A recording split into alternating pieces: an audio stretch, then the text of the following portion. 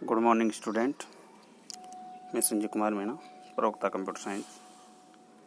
आज आपको सी लैंग्वेज, अपन ने पहले सी लैंग्वेज के बारे में कुछ बताया था।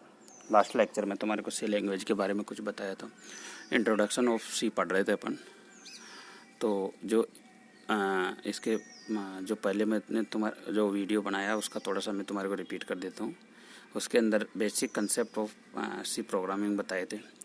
उसके अंदर लास्ट बार जो अपन ने देखा था वो ये देखा था कि प्रोग्राम क्या होता है, कंपाइल किस तरह से कंपाइल किया जाता है प्रोग्राम को। तो कंपाइलेशन वाला प्रोसेस आज अपन पढ़ेंगे।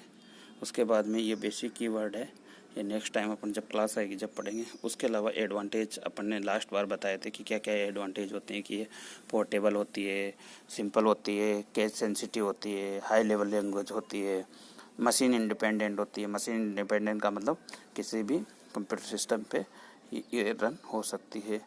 उसके बाद में मैंने तुम्हारे को बताया था कि प्रोसेस क्या होता है, प्रोग्राम क्या होता है। ये चीज़ें मैंने तुम्हारे को लास्ट बार बताई थी। आज के लेक्चर में जो अपन पढ़ेंगे वो सब जो चीज़ पढ़ेंगे वो सबसे इम्पोर्टेंट जो चीज़ है वो अपन ये चीज़ पढ़ेंगे। जो इसका जो पॉइंट है इसे वो अपन पढ़ेंगे कि कंप्यूटर किस भाषा को समझता है और किस तरह समझता है, उसका प्रोसेस क्या होता है, और जो ये सब्जेक्ट अपन पढ़ रहे हैं उसका एक्चुअल मोटिव क्या है, किस तरह से अपन क्या करेंगे, इसको कंप्यूटर लैब के अंदर क्या करने वाले हैं, किस तरह से अपन इसको पढ़ेंगे और किस तरह से इसके प्रोग्राम बनाएंगे, इसके बेसिक कंसेप्ट क्या होते हैं। उससे पहले अपन को ये देखना है कि जो अपन कंप्यूटर लैब के अंदर जो प्रोग्राम बनाएंगे वो किस तरह से रन होता है, किस तरह से कंपाइल होता है, उसका प्रोसेसिंग क्या होती है। तो इसकी प्रोसेसिंग के लिए तो सबसे पहले अपन ये सब समझेंगे कि जो कंप्यूटर होता है वो कंप्यूटर क्या करता है कि हमेशा computer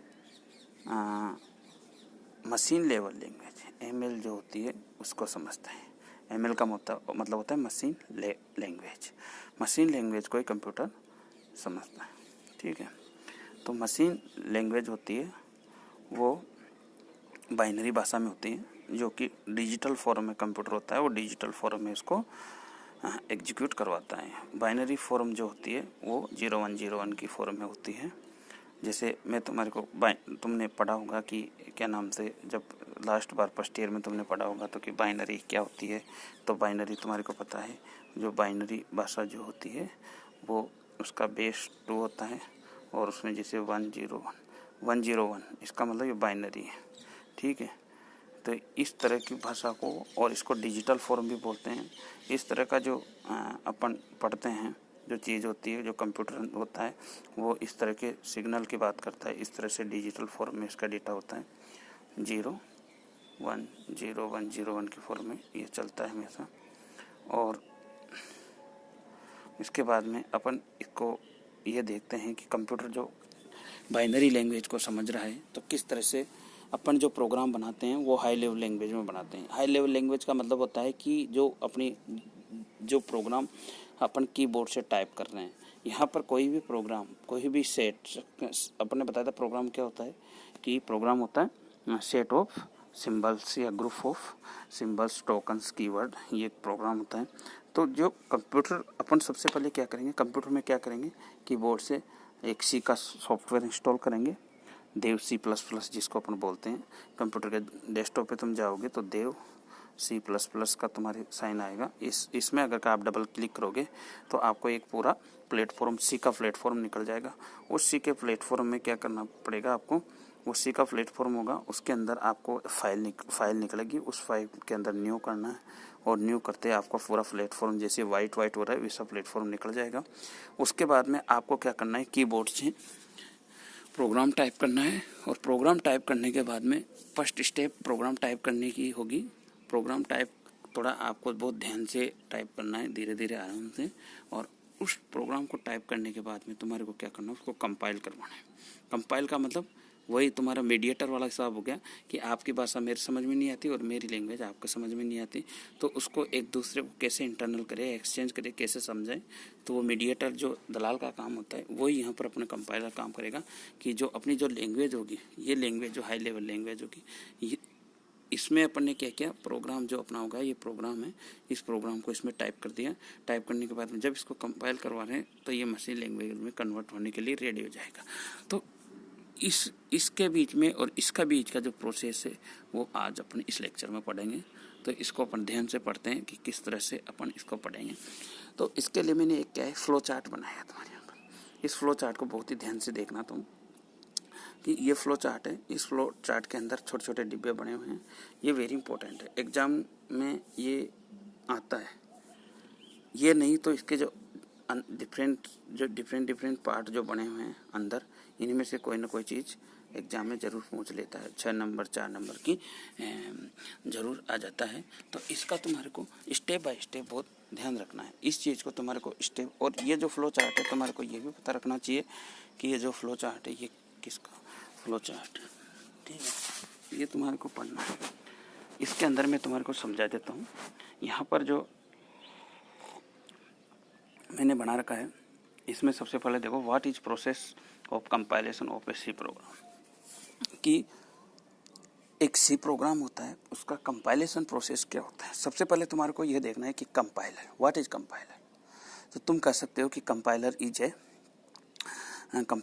a software which is convert high level language into machine level language. ये होता है तुम्हारा कंपाइलर और इंटरप्रेटर भी सेम ही चीज़ होती है। ये भी कंपाइलर की जैसे ही एक सॉफ्टवेयर होता है जो क्या नाम से अपनी जो हाई लेवल लैंग्वेज होती है उसको मशीन लेवल लैंग्वेज में कन्वर्ट करता है। अब क्या करना है, मैं जैसे अब तुम्हारे को क्या करना है, जैसे अपन ये फ्लो चार्ट को पढ़ रहे हैं तो इस फ्लो चार्ट को सबसे पहले तुम्हारे को जैसे स्टेप वन, तो इस स्टेप वन के अंदर आपको क्या करना पड़ेगा। स्टेप वन के अंदर आपको सोर्स कोड जो आपने टाइप किया प्रोग्राम, आपने पूरा प्रोग्राम बना लिया, सब कुछ टाइप करके ऊपर से नीचे तक कितनी लाइनें प्रोग्राम के अंदर हुई वो टाइप कर लिया कंप्यूटर के अंदर। कीबोर्ड और माउस की मदद से दोनों को तुमने कंपाइल कर लिया, बना लिया प्रोग्राम, तो उसको बोलते हैं सोर्स कोड। जब कभी तुम स्क्रीन में कोई भी वेबसाइट खोलते हो, उसको राइट क्लिक करोगे तो उसमें आएगा सोर्स कोड। जैसे सोर्स कोड पे तुम क्लिक करते हो तो उसमें बहुत कोडिंग आती है जो कि अपन को समझ में नहीं आती। वो समझ में तुम्हारे को इसलिए नहीं आती कि वो अलग अलग भाषाओं के अंदर बनी रहती है। कोई कोडिंग सी लैंग्वेज में बनी रहती है, HTML में, जावास्क्रिप्ट में, क्या नाम से PHP में। ये अलग अलग लैंग्वेज कंप्यूटर्स की जो होती है, C++, ये अलग अलग लैंग्वेज होती है, इसके अंदर ये चीज़ें बनी हुई होती हैं। तो सोर्स कोड के बाद में जो अपनी जो सेकंड स्टेप आती है, ये अपने ये सोर्स कोड ये हो गई। उसके बाद में जो सेकंड नंबर की स्टेप आएगी वो होता है प्री प्रोसेसर। अब इस चीज़ को बहुत ध्यान से समझना है तुम्हारे को कि प्री प्रोसेसर क्या होता है। प्री प्रोसेसर सी लैंग्वेज जो होती है उसके अंदर प्री प्रोसेसर को इस तरह से डिनोट करते हैं, इस चिन्ह से, हेज से डिनोट करते हैं। ये हेज क्या करता है, जैसे अपने 4 व्हीलर है, उस 4 व्हीलर को अब अपनी 4 व्हीलर बन के कंप्लीट है, तो वो क्या हो गया, 4 व्हीलर बनी हुई है और रोड पे खड़ी हुई है, तो वो क्या हो गया, क्या नाम से प्रोग्राम सोर्स कोड हो गया। लेकिन उस सोर्स कोड को इम्प्लीमेंट करने के लिए, कंपाइल करने के लिए अपने को क्या करना पड़ेगा, सबसे पहले चाबी की ज़रूरत पड़ेगी। और चाबी से जैसे उसको स्टार्ट करेंगे तो वो ऑन हो जाएगी। उसके बाद में सारी प्रोसेसिंग है कि क्लच दबाना है, रेस लगाना है, गियर लगाना है, तो वो चीज़। तो यहाँ पर अपनी कार के अंदर जो क्या नाम से प्री प्रोसेसिंग का जो काम कर रही है वो कौन कर रही है, वो कर रही है अपनी चाबी की। और यहाँ पर जो सी प्रोग्राम के अंदर प्री प्रोसेसर का काम कर रही है वो कर रहा है हेज। इसको बोलते हैं प्री प्रोसेसर। प्री प्रोसेसिंग का मतलब कोई भी सी प्रोग्राम होता है उसको स्टार्ट करना, उसको इनिशियल करना।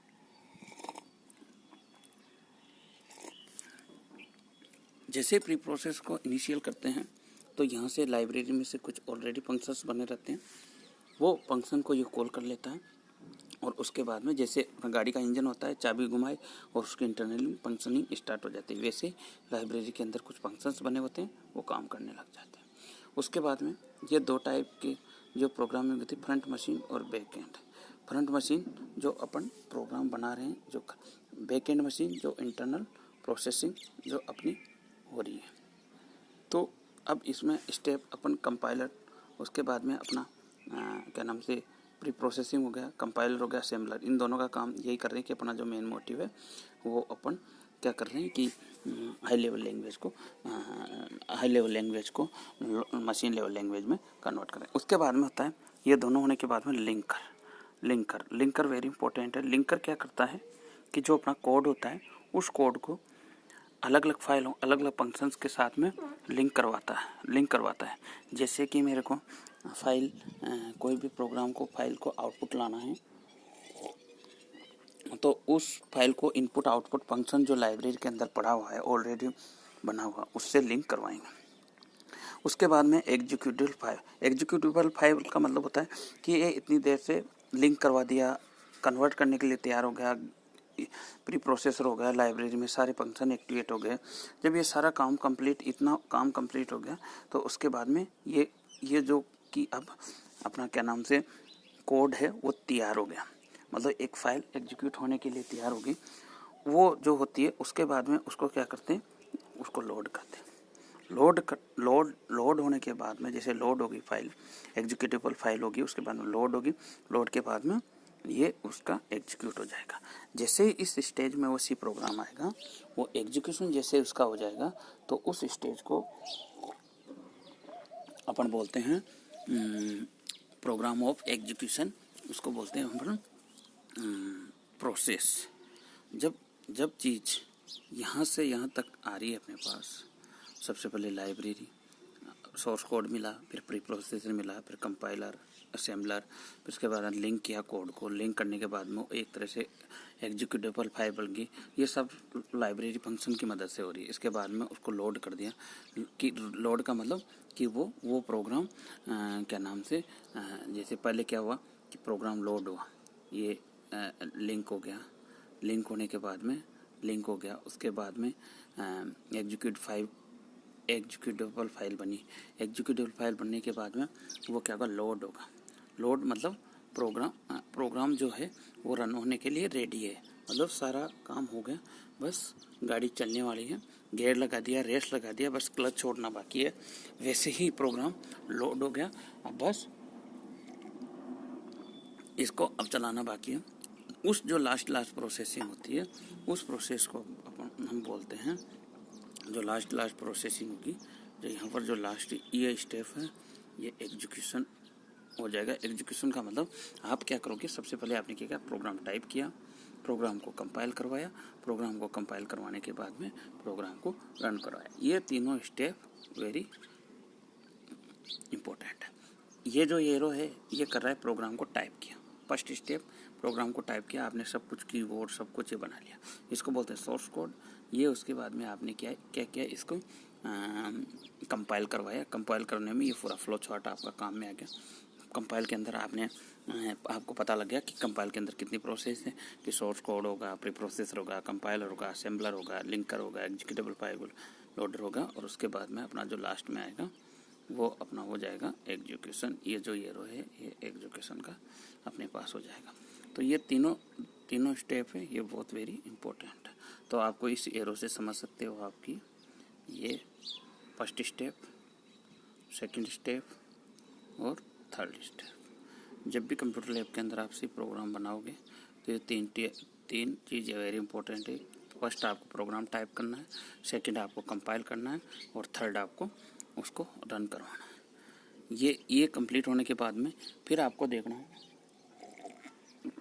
जैसे आप थर्ड स्टेप में आओगे, प्रोग्राम रन हो जाएगा। रन होने के बाद में आपको कुछ ब्लैक स्क्रीन पे आउटपुट दिखेगा। वो आउटपुट जैसे मान लो आपको क्या करना है कि आपको आपको क्या करना है कि आपको कोई दो नंबर को जोड़ना है। दो नंबर है, मान लो ए है और बी है। ए की वैल्यू 5 है और बी की वैल्यू 2 है, तो इन दोनों को आपको जोड़ना है। तो अपन इसको क्या करेंगे, C = A + B। C = A + B करेंगे तो अपन को पता है कि C की वैल्यू अपने पास 5 + 2 यहाँ पर अपने पास 7 आ जाएगी। तो ये आउटपुट अपन को लास्ट वाली स्टेप में वो अपन को दिखा देगा। तो यही इसका मेन मोटिव है कि अब जो नेक्स्ट टाइम पे जो अपन पढ़ेंगे वो अपन एक बेसिक सी भाषा का सिंपल सा प्रोग्राम मैं तुम्हारे को बना के बताऊंगा। एक हेलो का प्रोग्राम अपन टाइप बताऊंगा मैं कि हेलो किस तरह से एक अपन को, ये तो अपन सारा थ्योरेटिकल कंसेप्ट हो गया कि एक सिंपल प्रोग्राम के थ्रू अपन एक प्रोग्रामिंग को कैसे समझते हैं। हेलो का प्रोग्राम अगर तुम्हारे को ढंग से आ गया हेलो, तो बाकी के प्रोग्राम तुम्हारे को आराम से बना सकते हो। बस सी लैंग्वेज के अंदर तुम्हारे को लॉजिक डेवलप करना है। ठीक है, thank you. Okay, thank you.